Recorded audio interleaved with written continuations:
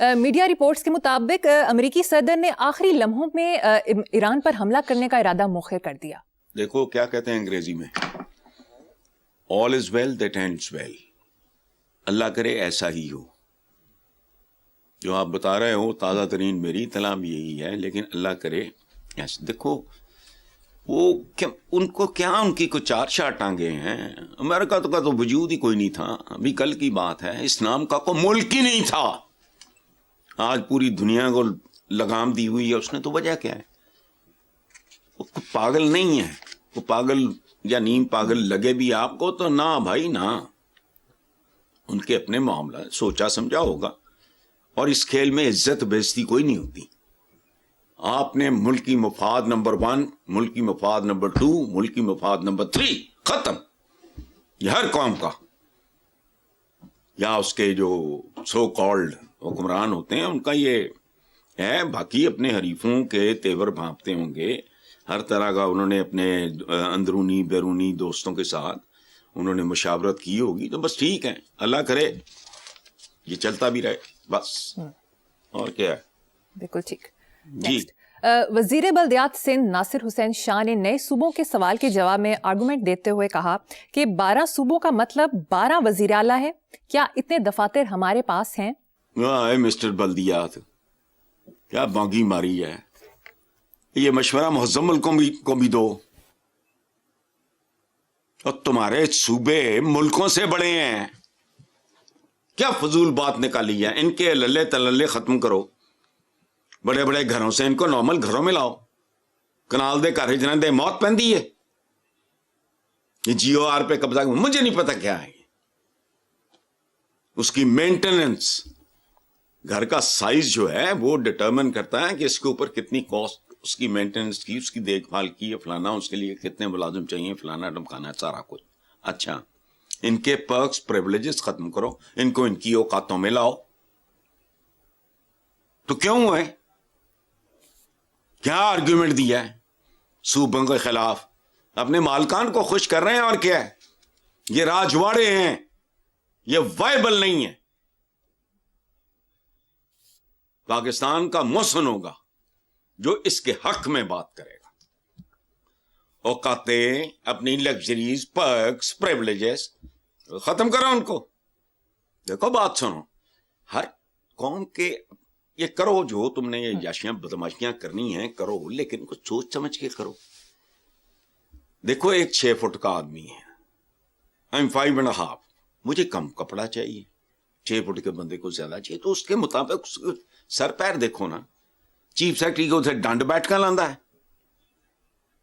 اب مال سلطنت ہیں, یہ فنکشنریز ہیں, گورنمنٹ فنکشنریز, جن کو عام زبان میں کہتے ہیں پبلک سرونٹ. سبحان اللہ, گھر و مریم تمہارا, تم رہ رہی ہو سرونٹ کوارٹر میں, اور نوکر تمہارا رہ رہا ہے گھر میں.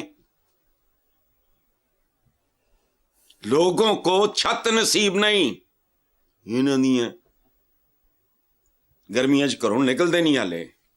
آفس پہنچے تو 2 گھنٹے بعد پہلے اے سی چل رہے ہیں, کوئی شرم ہے. ایک عجیب طرح کا ماحول ہے, عجیب و غریب طرح کا. یہ مجھے آج تک جی او آر کی لاجک نہیں سمجھ آئی. میری سمجھ سے باہر.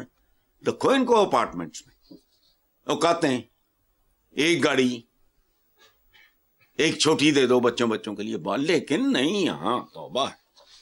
دن دیالے پتا, پچھلے دنوں میں پڑھ رہا تھا 2-3 بار یہ خبریں چھپی ہیں کہ پتہ نہیں ان کی جائیدادوں کے گوشوارے آئیں گے اور فلانا آئے گا, ٹمکانا آئے گا. پتا نہیں کدھر گیا سارا کچھ, مجھے نہیں پتا. حسن صاحب, گرین ٹاؤن لاہور میں خاکروب جانوروں کو زہر دے کر ان کا گوشت ہوٹلوں کو بیچ دیتا تھا. خاکروب کو ساتھیوں سمیت گرفتار کر لیا گیا ہے, جبکہ فوڈ اتھارٹی کو متعلقہ ہوٹلوں کے خلاف کارروائی کی بھی ہدایت کر دی گئی. کتنے ہدایتاں جاری کرو گے؟ آبے دعوی ہی بگڑے ہے. سبحان اللہ, جانوروں کو زہر دے کے مار کے ان کا گوشت. بھائی ٹیلنٹ کی کوئی کمی نہیں ہے. یہ سفلے سے جو اٹھ کے نا ہمیں عوام کو بھی مکھن لگا, ان کو بھی مکھن لگا, یہ خوش آمدی جائے ہے نا. یہ عوام نے بھی ٹیلنٹ کی کمی نہیں ہے. ٹیلنٹ کی واقعی کمی نہیں. یعنی الٹا لٹک جائے ایک ذہین آدمی ایول پلان کرنے کے لیے. اللہ کی قسم یہ سمجھ میں نہیں آ سکتا کہ جانوروں کو، زندہ جانوروں کو زہر دے کے مارو اور پھر ان کا زہریلا گوشت ہم وطنوں کو کھلاؤ. اللہ معافی. جانور ذبح کرتے وقت حضور کا حکم تھا تیز چھری، کم سے کم اس کو تکلیف ہو، یہ وہ، اور ایک جانور کے سامنے دوسرے کو اب یہ اسلامی بھی ہے، جمہوریہ بھی ہے، پاکستان بھی ہے. اچھا شروع ہوئے تھے ٹھنڈی مرغی سے، مردہ جانور، کھوتے، گھوڑے، کتے، خرگوش یا پتہ نہیں یہ ہوئی چیزاں بکتی رہی ہیں، ہوں بھی بک رہی ہوں گی، لیکن زہریلے گوشت کا جواب نہیں، اور وہ بھی خود زہر دے کے زندہ کو مارنا. اور پھر سبحان اللہ، ٹیلنٹ میں کمی نہیں ہے، یہ بڑھتا ہی جا رہا ہے. اللہ کرے یہ ٹیلنٹ دن دگنی رات چوگنی ترقی کرے. ہم سب مل کے اسی طرح اسلامی جمہوریہ پاکستان کا نام روشن کریں، اس کا مقام مزید بلند کریں. یعنی کچھ جرائم، کچھ گندگیاں، کچھ غلاستیں ایسی ہوتی ہیں، ٹھیک ہے یار، بندہ جہاں ہوگا وہاں جرم بھی ہوتا ہے، گناہ بھی ہوتا ہے، لیکن کبھی کبھی سمجھ نہیں آتی کہ یہ تو شیطان کو بھی اکر نہ کرے. اور ہیں زن زر زمین، یہ 3-4 کمزوریاں جو ہیں انسان کی سمجھ آتی ہیں. اس حد تک چلے جانا. اب فوڈ اتھارٹی کو متعلقہ ہوٹلوں کے بارے میں تو کر کی رہی ہیں بھائی. اچھا چلو میں اس حد تک نہیں جاتا، اوکے. محکموں میں ہمارے اللہ معاف کرے کو اولیاء تو نہیں بیٹھے ہوتے کہ ان کو خواب تو نہیں آتے. ہو رہا ہے اسی لیے ہے کہ بھئی یہ روکنا ہوتا ہے، لیکن یہاں ہر چیز دن دگنی رات. نیکسٹ، میڈیا رپورٹس کے مطابق وفاقی وزیر خزانہ نے حقیقت تسلیم کرتے ہوئے کہا کہ یہ سچ ہے کہ کچھ فرمز ملک سے جا رہی ہیں، ہمیں ماننا چاہیے ٹیکس اور انرجی کی قیمت زیادہ ہے.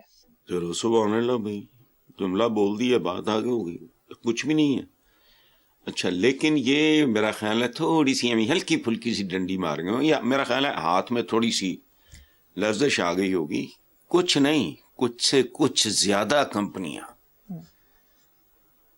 پاکستان چھوڑ رہی ہیں.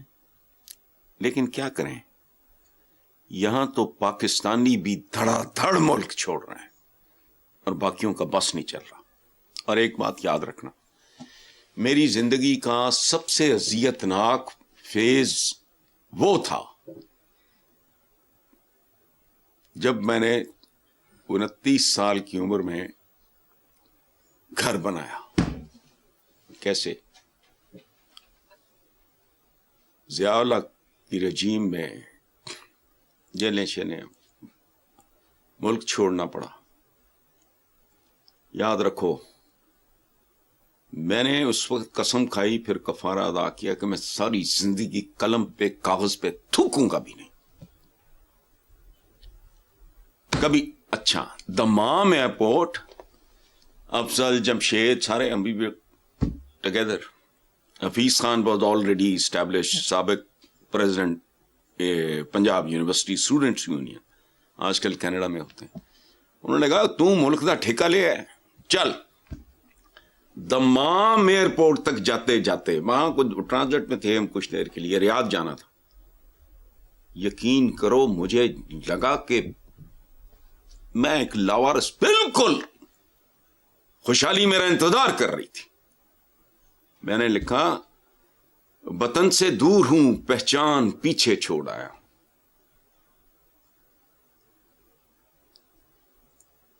ابھی زندہ ہوں لیکن جان پیچھے چھوڑ آیا ہوں، وطن سے دور ہوں، پہچان پیچھے چھوڑ آیا. Dammam airport. افضل نے مجھے کہا تو قسم کھاتی سی. میں کہا یار کفارہ میرا بس نہیں. وہاں تمام ایئرپورٹ میں، اور پھر جتنا وقت میں نے وہاں گزارا، حالانکہ میں سال میں 3 بار پاکستان آتا تھا. I was extremely privileged.